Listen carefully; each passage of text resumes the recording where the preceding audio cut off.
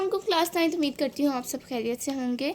जैसा कि आप जानते हैं हम एक्सरसाइज 1.1 पढ़ चुके हैं। एक्सरसाइज 1.2 का क्वेश्चन नंबर 1, 2, 3, 4 आज की वीडियो में हम डिस्कस करेंगे। क्वेश्चन नंबर 1, 2, 3, 4 बल्कि पूरी एक्सरसाइज 1.2 बेस्ड है टाइप्स ऑफ मैट्रिक्स के। और टाइप्स ऑफ मैट्रिसेस मैंने आपको पिछली वीडियो में डिटेल से बताए थे। इसके 3 पार्ट्स हमने पार्ट 1 में मैंने आपको आधी टाइप्स बताई थी, पार्ट 2 में फर्दर और पार्ट 3 में कंप्लीट टाइप्स हमारी हो गई थी। अगर आपने वो 3 पार्ट्स नहीं देखे तो इस वीडियो के डिस्क्रिप्शन मैंने उसका लिंक दिया है, आप जाके देख सकते हैं। क्योंकि अगर आपके मैट्रिसेस की टाइप्स क्लियर नहीं होंगी तो आप क्वेश्चन 1, 2, 3 कभी सॉल्व नहीं कर सकते। तो क्वेश्चन नंबर 1 है, from the following matrices identify unit matrix, row matrix, column matrices and null matrices. अब उन्होंने कहा है कि ये जो नीचे उन्होंने मैट्रिसेस दिए हुए हैं इनमें से आपने यूनिट मैट्रिक्स फाइंड आउट करना है, जिसको हम कहते हैं आइडेंटिटी मैट्रिक्स। और आइडेंटिटी मैट्रिक्स कौन सा होता है? आइडेंटिटी मैट्रिक्स स्क्वायर मैट्रिक्स होता है जो एक जिसके फर्स्ट डायगोनल में 1 1 होता है और बाकी जो डायगोनल होते हैं वो नॉन ज़ीरो होते हैं। यानी ये डायगोनल मैट्रिक्स की आगे से आप कह लें कि एक डायगोनल मैट्रिक्स होता है, ठीक है। और डायगोनल मैट्रिक्स की क्या कंडीशन होती है कि वो स्क्वायर मैट्रिक्स होता है। तो एक स्क्वायर, एक डायगोनल और जिसमें 1 हो, ठीक है। एक डायगोनल में जिसके फर्स्ट डायगोनल में दोनों 1 हो तो वो क्या कहलाता है? Identity matrix. रो मैट्रिक्स होता है कि सिर्फ एक रो जिसकी हो वो रो मैट्रिक्स होता है। कॉलम मैट्रिक्स जिसका सिर्फ एक कॉलम हो वो कॉलम मैट्रिक्स कहलाता है। और नल मैट्रिक्स जिसकी सारी यूनिट्स 0 हो वो नल मैट्रिक्स कहलाता है। तो फर्स्ट हम देख लेते हैं ए हमारे पास क्या है। ए है हमारे पास 0 0 0 0, यानी ये इसकी तमाम एंट्रीज क्या है? 0 हैं। हमने नल मैट्रिक्स में पढ़ा था कि वो square null matrix square matrix होता है जिसकी सारी एंट्रीज 0 होती हैं। तो अगर आप कहें कि मैम ये तो स्क्वायर मैट्रिक्स भी बनता है और ये नल मैट्रिक्स भी है तो हम किस ऑप्शन को टिक करें? तो आपने नल मैट्रिक्स को टिक करना है क्योंकि वो स्क्वायर नल मैट्रिक्स की भी कंडीशन है कि वो स्क्वायर मैट्रिक्स हो। तो आपने जो आपकी क्लोजेस्ट ऑप्शन बनती है वो आपने टिक करनी है। जैसे यहाँ पर आएगा नल मैट्रिक्स, ठीक है, नल मैट्रिक्स। नेक्स्ट है हमारे पास B इज़ इक्वल टू 2 3 4। अब इसमें सिर्फ एक कॉलम एक रो है, जिसमें सिर्फ एक रो हो, ठीक है, वो क्या कहते उसको क्या कहते हैं? रो मैट्रिसेस। बेसिकली हमने डेफिनेशन क्या पढ़ी थी कि एक मैट्रिक्स की एक रो क्या कहलाती है? Row matrix. इसकी डेफिनेशन मैं आपको दोबारा से दिखा देती हूँ। In matrix A the entries presented in horizontal way are called rows. यानी जो एंट्रीज प्रेजेंट होती हैं हॉरिजॉन्टल वे में वो रोज कहलाती हैं। अब हम देख लेते हैं कि रो मैट्रिक्स क्या होता है। A matrix is called a row matrix if it has only one row। अगर उसकी सिर्फ एक रो है then it is called row matrix। और अगर एक मैट्रिक्स दिया हुआ है, समझ लें हमें 2 मैट्रिक्स 2 3 4 5, तो उन्होंने क्या है कि ये इसमें जो आपको हाईलाइट करके दे दिया 2 3 पहली वाली रो, तो वो कहेंगे ये क्या है? तो आपने कहना है रो ऑफ अ मैट्रिक्स, एक मैट्रिक्स की रो। लेकिन रो मैट्रिक्स क्या होता है? जिसकी सिर्फ एक रो हो। अगर 2 रोज हो जाए तो वो रो ऑफ अ मैट्रिक्स बन जाता है, ठीक है। तो ये क्या होगा हमारे पास? Row matrix. नेक्स्ट है हमारे पास सी किसके इक्वल है? 4 0 4 4 0 6। जिसमें सिर्फ एक कॉलम हो वो कॉलम मैट्रिक्स कहलाता है। कॉलम मैट्रिक्स में हमने एक डेफिनेशन पढ़ी थी, a matrix is called column matrix if it has only 1 column. तो एक मैट्रिक्स कॉलम मैट्रिक्स तब कहलाएगा इसके पास सिर्फ एक कॉलम होगा। तो एक कॉलम है इसमें सी में और एफ में भी एक कॉलम है, तो दोनों क्या है? Column matrix. क्योंकि एफ में भी एक कॉलम है तो एक कॉलम मैट्रिक्स है, ठीक है। अब डी है हमारे पास 1 0 0 1। ये क्या है? ये है आइडेंटिटी यानी यूनिट मैट्रिक्स। यूनिट मैट्रिक्स कौन सा होता है कि जिसकी फर्स्ट डायगोनल में 1 हो और बाकी जो डायगोनल एंट्रीज हों वो 0 हों। कैसे? यहाँ पर एक डेफिनेशन हमने आइडेंटिटी मैट्रिक्स की पढ़ी थी। Diagonal matrix is called identity, bracket में लिखा है यूनिट, यानी इसका दूसरा नाम है unit matrix if all the diagonal entries are 1 it is donated by 1। यानी एक और जो डायगोनल एंट्रीज हैं वो 1 हो, ठीक है। एक डायगोनल, फर्स्ट डायगोनल की एंट्री सारी 1 हो, तो वो क्या कहलाता है, आइडेंटिटी मैट्रिक्स। ठीक है, तो हमारे पास क्या होगा, आइडेंटिटी मैट्रिक्स। डी की क्या है, आइडेंटिटी मैट्रिक्स। बल्कि आप यूनिट मैट्रिक्स लिखें, क्योंकि उन्होंने आपको यूनिट की फॉर्म में दिया कि यूनिट मैट्रिक्स से आइडेंटिफाई करें, तो आपने यूनिट मैट्रिक्स ही लिखना है। अब लास्ट पार्ट है हमारे पास E is equal to zero. E zero है तो ये कौन सा मैट्रिक्स होगा, ये नल मैट्रिक्स होगा, क्योंकि इसकी एंट्री क्या है, ज़ीरो है। वैसे तो स्क्वायर मैट्रिक्स भी है, लेकिन फिर भी हम क्लोजेस्ट क्या है हमारा, नल मैट्रिक्स, क्योंकि अगर स्क्वायर हो और एंट्री ज़ीरो हो तो वो नल मैट्रिक्स होता है। तो ये क्या है, नल मैट्रिक्स। एक बात आप लोगों को बता दूं, यहाँ पर एक नोट लिखा हुआ है जो बहुत इंपॉर्टेंट है अगर आपका कॉन्सेप्ट क्लियर नहीं है। Scalar matrix and identity matrix और डायगोनल मैट्रिक्स। डायगोनल मैट्रिक्स होता है कि डायगोनल मैट्रिक्स की हमेशा एक वो होती है कि वो हमेशा स्केयर होना चाहिए। ठीक है, अगर कोई मैट्रिक्स स्केयर नहीं है और बाकी सारी उसकी एंट्री ज़ीरो हैं, तो वो डायगोनल मैट्रिक्स कभी भी नहीं होगा। डायगोनल मैट्रिक्स से हमने डेफिनेशन पढ़ी थी, a square matrix A is called a diagonal matrix if at least any one of the entries of its diagonal is not zero and non diagonal entries are zero. यानी एक diagonal की non zero हो और बाकी सारे diagonal क्या हों, zero के बराबर हों। ये फर्स्ट डायगोनल आपको नज़र आ रहा है 1 2 3, ये डायगोनल होता है, ये डायगोनल होता है। ठीक है, तो एक डायगोनल जो फर्स्ट डायगोनल है उसकी एंट्री नॉन ज़ीरो होनी चाहिए, ज़ीरो के बराबर नहीं होनी चाहिए। और इस डायगोनल को छोड़ के बाकी जो एंट्रीज हैं मैट्रिसेस में वो सारी क्या होनी चाहिए, ज़ीरो के बराबर। तो वो क्या होता है, डायगोनल मैट्रिक्स। लेकिन उसकी सूरत क्या है कि वो स्क्वायर होना चाहिए। हमेशा याद रखिएगा, अगर डेफिनेशन में, मैंने आपको पिछली वीडियो में भी बताया था, अगर डेफिनेशन लिखते हुए आपने स्क्वायर नहीं लिखा तो आपकी पूरी डेफिनेशन गलत हो जाएगी, क्योंकि डायगोनल मैट्रिक्स की ये सूरत होती है कि स्क्वायर मैट्रिक्स होना चाहिए वो। और अगर स्क्वायर नहीं है तो वो डायगोनल भी नहीं है, स्केलर भी नहीं है और आइडेंटिटी भी नहीं है, क्योंकि डायगोनल, स्केलर की कंडीशन है डायगोनल और आइडेंटिटी कंडीशन है डायगोनल। तो अगर डायगोनल की कंडीशन है स्क्वायर, तो अगर स्क्वायर ही नहीं है तो ना डायगोनल एग्जिस्ट करेगा, स्केलर एग्जिस्ट करेगा, ना आइडेंटिटी। तो ये बातें आपने ध्यान में रखनी है। सेकेंड है हमारे पास, every diagonal matrix is not a scalar और आइडेंटिटी मैट्रिक्स। यानी हर डायगोनल मैट्रिक्स स्केलर या आइडेंटिटी नहीं हो सकता, क्योंकि डायगोनल मैट्रिक्स में हमारे पास ये सूरत होती है कि उसकी जो एंट्रीज़ हैं वो सेम भी ना हो फर्स्ट डायगोनल की। अगर वो सेम होंगी तो वो तो स्केलर बन जाएगा, और 1 भी ना हो, अगर 1 होगी तो वो आइडेंटिटी बन जाएगा।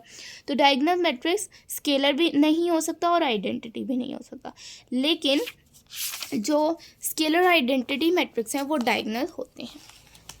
अब हमारे पास, हमने वो 2 पार्ट्स इंपॉर्टेंट पढ़ लिए। अब हमारे पास क्या है, question number 2, from the following matrices identify square matrices, rectangular matrices, row matrices, column matrices, identity matrices और नल मैट्रिसेस। ये 4 ऐसी चीज़ें हैं, जो 6 ऐसी चीज़ें हैं जो हमने फाइंड आउट करनी है। जो गिवन 9 मैट्रिसेस हैं उनमें से कौन सी टाइप है। फर्स्ट मैट्रिक्स देखते हैं, 8 2 7 12 0 4। ये एक रेक्टेंगल शेप में है जिसकी ऑर्डर सेम नहीं है। इसका ऑर्डर क्या बनता है, कॉलम सबसे पहले हम गिनेंगे 1 2 3, 3 कॉलम्स है और कितनी रोज है, 1 एक रो और दूसरी रो। तो ये किसका ऑर्डर है, 3/2। जिसका ऑर्डर सेम ना हो तो वो क्या कहलाता है, रेक्टेंगुलर मैट्रिक्स। तो हम लिख देंगे बी। ठीक है, आपने ऊपर वाला बी लिख देना, बी। 2 3 0 1, ये क्या है, कॉलम मैट्रिक्स, क्योंकि इसके पास सिर्फ एक कॉलम है। तो ये क्या है, डी है कॉलम मैट्रिक्स। 3 क्या है, 6 -4 3 -2। अब ये स्क्वायर मैट्रिक्स है। आपने देखना है कि स्क्वायर मैट्रिक्स डायगोनल मैट्रिक्स भी हो सकता है और नल मैट्रिक्स भी हो सकता है, आइडेंटिटी मैट्रिक्स भी हो सकता है, स्केलर मैट्रिक्स भी हो सकता है। लेकिन आपने क्या करना है, आपने इसका क्लोजेस देखना है कि क्या बनता है। अब नल मैट्रिक्स में तो एंट्री 0 होनी चाहिए सारी, तो ये नल मैट्रिक्स तो बिल्कुल भी नहीं है।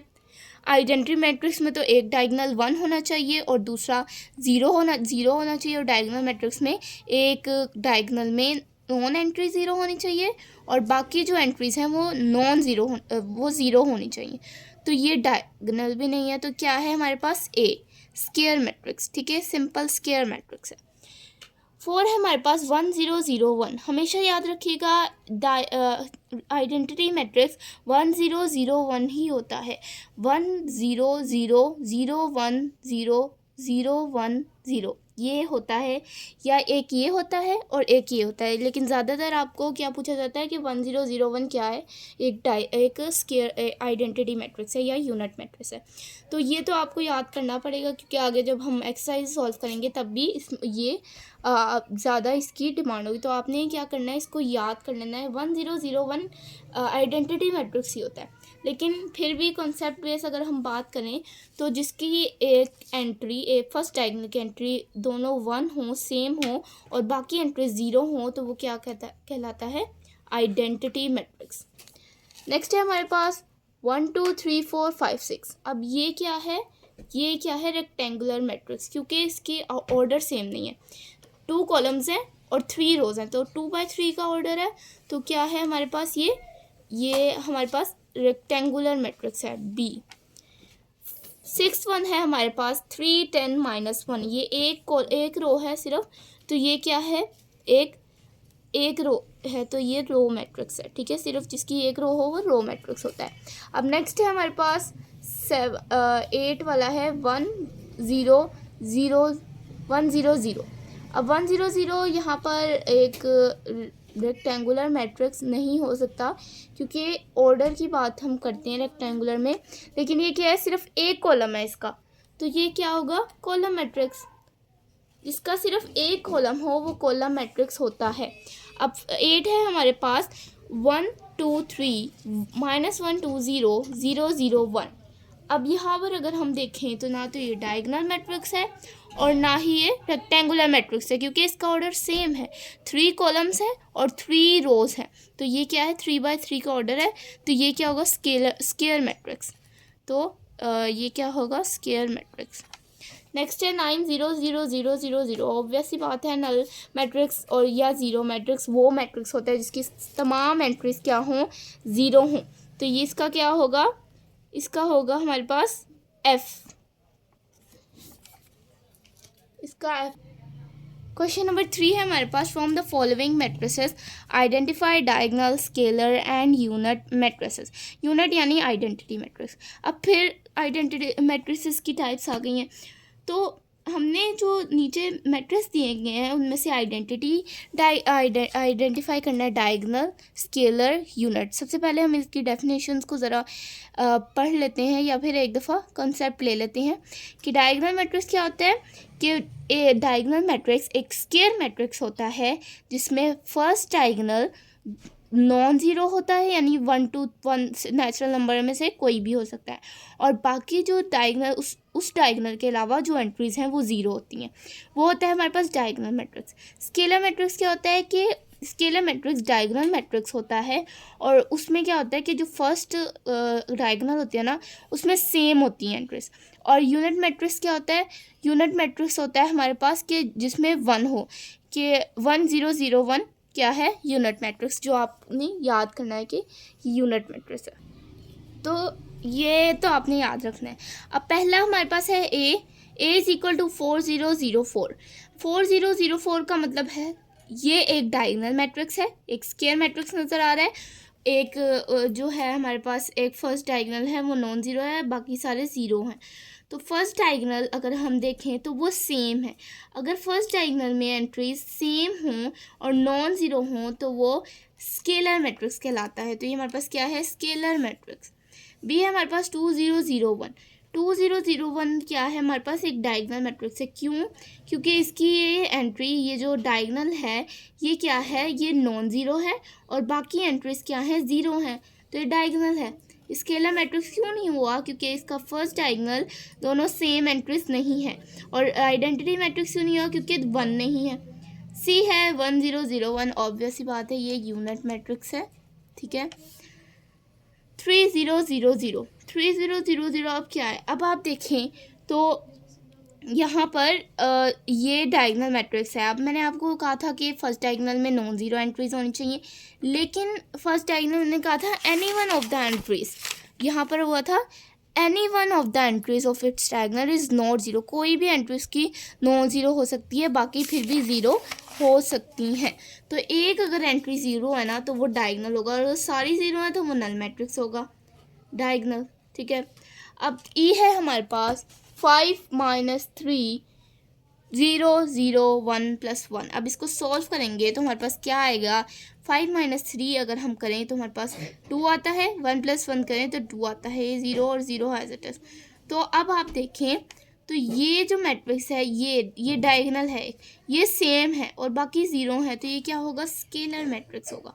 आई होप आपको डेफिनेशंस क्लियर होंगी। मैं फिर बार बार कह रही हूँ कि अगर डेफिनेशंस क्लियर नहीं है तो मेरी वीडियो ज़रूर देखें जो मैंने डेफिनेशंस पे बनाई है क्लियरली।